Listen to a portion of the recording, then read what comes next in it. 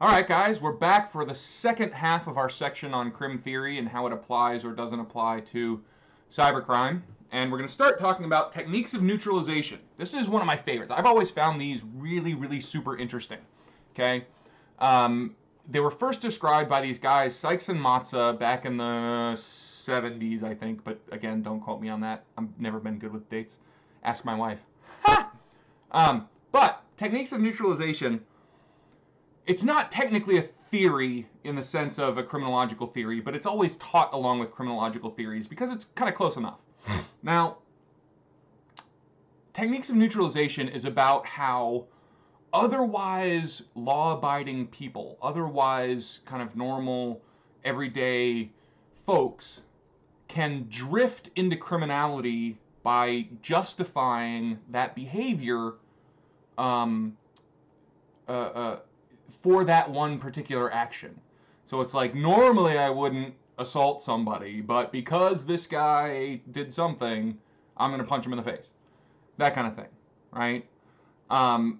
So they call it drift. You can drift from being, seeing yourself as this law-abiding person, as this very normal, everyday person who doesn't commit crimes, because crimes are for bad people, right? But then something happens and you can justify, oh, well, yeah, I committed that crime, but it's that kind of thing, right?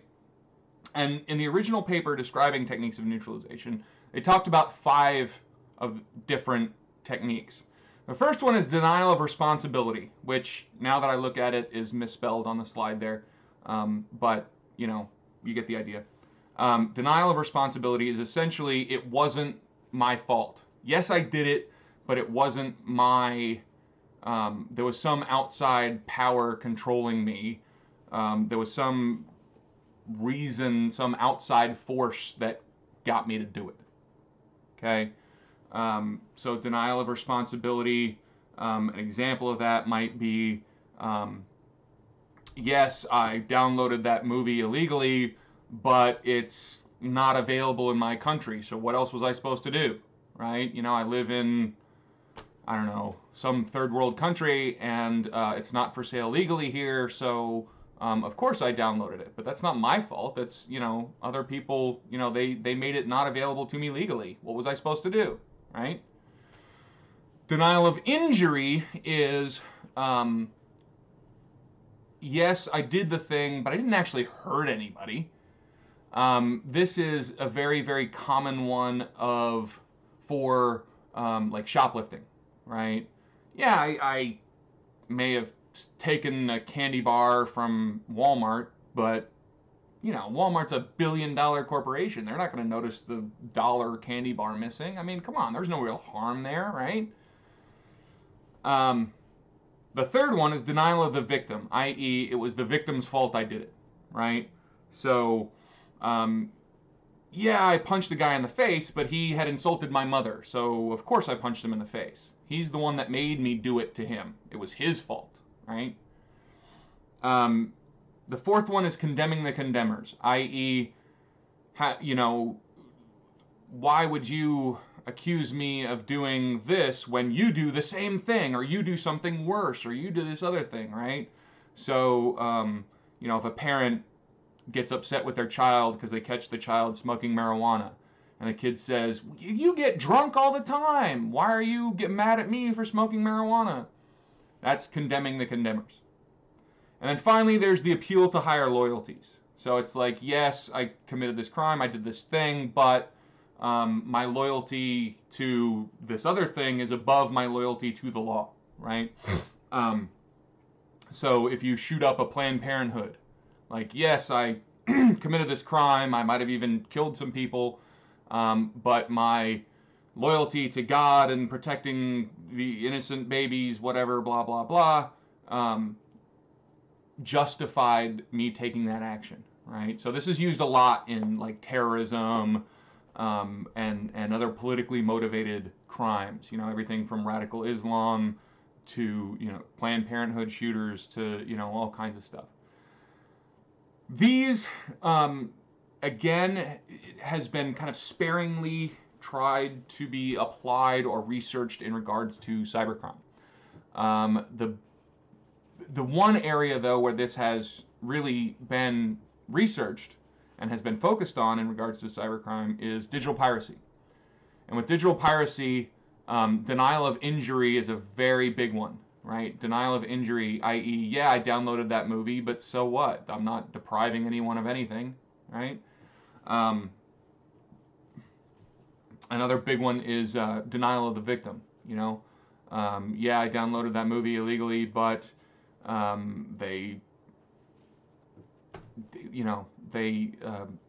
they're charging too much for their products, so of course I'm going to download it illegally. Things like that. Okay. Those. Interestingly, though, other researchers have come in and suggested more and different techniques of neutralization than just these 5. And in fact, there's 1 or 2 that are specific to piracy. There's one I read recently that's called the defensive sampling, where people say, yes, I downloaded this person's music, but I did that illegal thing to sample their music, and if I like their music, I'm going to legitimately buy more of their music. So in essence, it's a good thing that I downloaded that music illegally, or I never would have found them and then never would have bought their albums legally. So it is definitely a very interesting application of this drift idea, these techniques of neutralization, these justifications, and how they apply to cybercrime. And I would love to find some research on these techniques of neutralization applied to groups like Anonymous, where they do these kind of big cultural attacks, and the H.B. Gary attack and the Scientology attack and all those things. And I'm betting these would be very easily applied to groups and crimes like that. Deterrence. Deterrence is kind of the first real criminological theory. It dates back all the way to the Enlightenment. Okay? Comes from this guy named Beccaria. Beccaria looked around and he said, crime is a problem. We need to start talking about crime and how to prevent crime. So he laid out, he was the first person to really kind of lay out his ideas of crime, how to prevent, he kind of the first criminologist in a way. But he thought people were hedonistic and rational. Okay? And hedonistic means pleasure seeking. They want to be happy. They want pleasures, whether that's money or sex or drugs or, whatever. They seek pleasure. But they're also rational. So when they say, should I do this or should I not do this? They will weigh the pros and cons of doing it, right? So should I rob the 7-Eleven? Pro, I could get some money. Con, I could get caught and go to prison, right?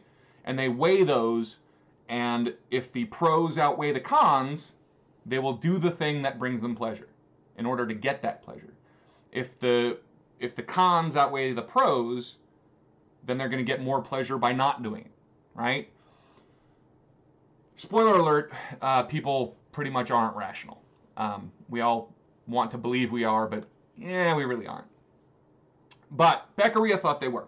And so he comes down and he says, look, if we want to deter people from committing crime, we want people to make the rational decision that, I'm not going to commit that crime. We have to make sure our punishments are certain, swift, and severe. Right? Certain meaning every time somebody breaks that law, commits that crime, they need to be punished. It needs to be swift in that when people break that law, commit that crime, they're punished very quickly. And then severe in that the punishment has to be high enough to deter. But also Beccaria pointed out that it can't be too high. So for instance, Beccaria was very against the death penalty. He thought the death penalty was way too severe no matter what the crime. But if we make our punishments certain, swift, and severe, people will rationally decide not to commit crime. Crime rates will plummet. Okay? Essentially, people have tried to, in the modern day, people have researched whether these things can prevent people from committing crime, And essentially they've found, no, it really doesn't work.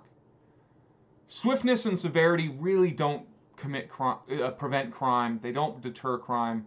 Certainty, maybe a little bit sometimes, but not always. It's really, there's not a lot of good research support for deterring any crimes. Looking specifically at cybercrime, it's very similar to deterrence for other crimes. Certainty is kind of a maybe. For instance, when the RIAA started suing people for illegally downloading music, the illegal music piracy rate dropped, but it dropped only a little bit, and it didn't drop for long. It only dropped in the short term. You know, a year or 2 or 3 later, it was back up where it had been before. So there might be something to it, but there's not a lot of good evidence that deterrence works with cybercrime. Okay? Routine activities theory. So Cohen and Felsen. I actually know Marcus Felsen. Really nice guy. They are kind of looked at crime and kind of what needed to happen for a crime to happen. And they looked at, basically they came down and they said there needs to be 3 things. There needs to be a motivated offender, a suitable target, and the absence of guardianship. And when those 3 things combine in time and space, a crime happens. Now, space is completely irrelevant on the internet. That's one of the things I really like about it. There is no geography. There is no physical distance on the internet. Everything is equally close to everything else, right? So that makes this a little weird to apply. But there is kind of some evidence showing that this idea has some merit, and there's some evidence that shows that this idea doesn't have merit, specifically when applied to cybercrime. So, if you are on the internet more, so the more time you spend online, the more likely you are to be a victim of a cybercrime. So, in other words, if you are a suitable target more often, you become a victim more often, which tends to support what they were saying, right? The more often you're a suitable target, the more often you should be a victim. On the other hand, there's very little evidence that guardianship prevents crime online. So things like antivirus, things like your parents paying attention to what you're doing online when you're a teenager, all those things can be kind of classified as guardianship for purposes of routine activities theory, but it doesn't seem like they have any real impact on your odds of actually becoming a victim. So there's kind of mixed results for this one, specifically when applied to cybercrime. Some people have tried to apply new theories or crim theory-like ideas to cybercrime specifically. They're trying to make a theory of either becoming a cyber criminal or becoming a victim of a cybercrime entirely based around online crime. One of those is called space transition theory, which essentially says when you enter a new space, you change how you act and how you see yourself and how you treat other people and all these things. And I think this one there's something really going for this one, because I've noticed it in myself. And you might have noticed it in yourself too, but you act differently when you're talking to someone face to face and when you're on, say, Facebook. Because of that online environment, your actions change. So there are people who would never commit a crime in real life, right? I would never go to Best Buy and steal a CD. But as soon as I'm online, I see no problem with committing basically the exact same crime and downloading one. You know, I would never bully someone in person, but online, I can flame them and it's no big deal, right? So just the fact that you're in a different space, you transition in your head from being one person to being a different kind of person. Does that make sense? And there's another one called digital drift, which is very similar but different. Essentially, the more you get exposed to different kinds of online interactions and online tools and online people and online subcultures, you create in your head justifications for why you can commit these certain crimes online, even though you would never, you know, you're not a criminal. You would never commit crimes, but you kind of get justified in committing these crimes online because of the things you're exposed to in an online environment.